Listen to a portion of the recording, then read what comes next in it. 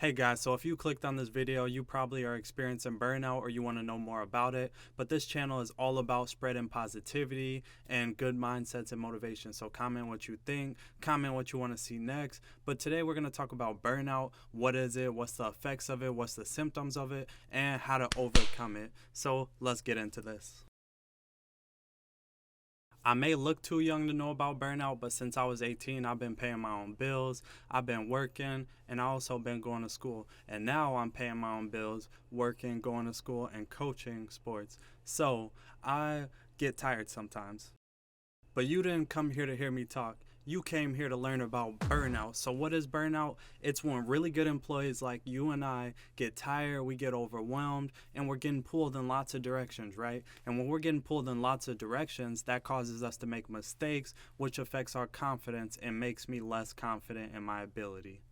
We lose that confidence, we get overwhelmed with projects, and it becomes a cycle. We get so many projects, we have to take on overtime to get these projects accomplished, and then it goes a vicious cycle, right? And that's when I go from energetic, engaging, happy to an unhappy individual. So if you've randomly had a mood change and don't feel like talking to people, you're probably on the verge of being burnt out. Hey Bill, my name's not Bill. So if you experience that, you're getting people's names wrong, you're not following up on things and turning them in, and you're entering data wrong on accident and you don't know what's going on, you're probably on the verge of getting burnt out. It causes you to make little mistakes like that, and it also causes you to second guess your judgment. But guess what? We're going to talk about 5 tips to avoid burnout, how we can take burnout down.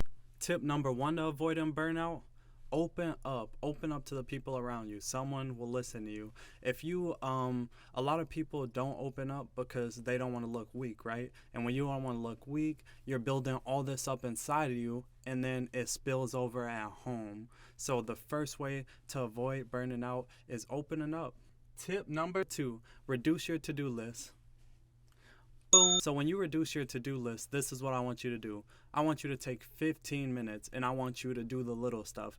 Check the emails. I want you to make the important phone calls. I want you to clean your desk. And what this is going to do is give you time to get motivated. And then you take the next 35 minutes to do the big projects and do the big stuff that you really have been putting off. And then after the 35 minutes, take a 10-minute break and do it again. And by the end of the day, you are going to have so much done. And if it works for you, make this a habit and give yourself praise, because this is a strategy that can be very beneficial.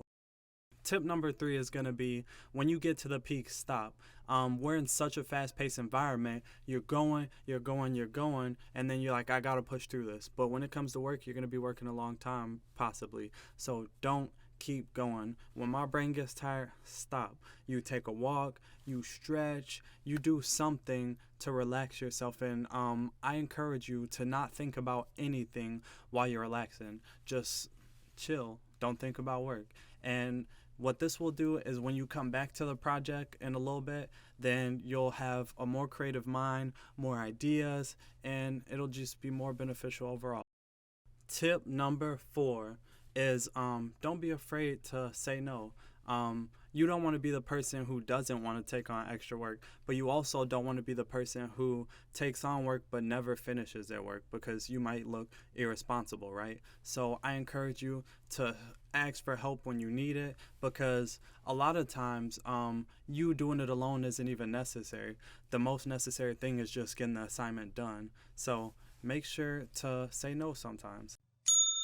And tip number 5: don't be afraid to postpone. Don't be afraid to postpone. Oh my gosh, I can't say postpone. I can't say postpone. Tip number 5: don't be afraid to postpone deadline. All right, I can't say postpone.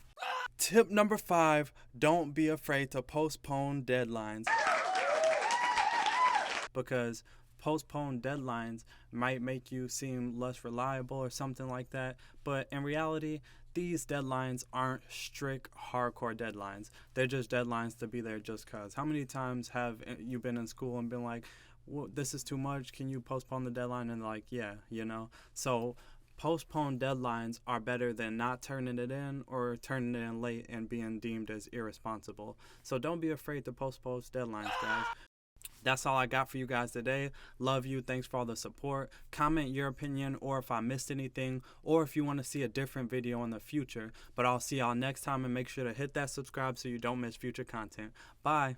You came a long way. Just look at what you've done. You stressing about the future. Think of battles that you won. Don't quit on me. You getting better. Journey just begun. I know you thinking life is hard. You're not the only one. When life get hard, you stand. You don't always need a plan. Sometimes you just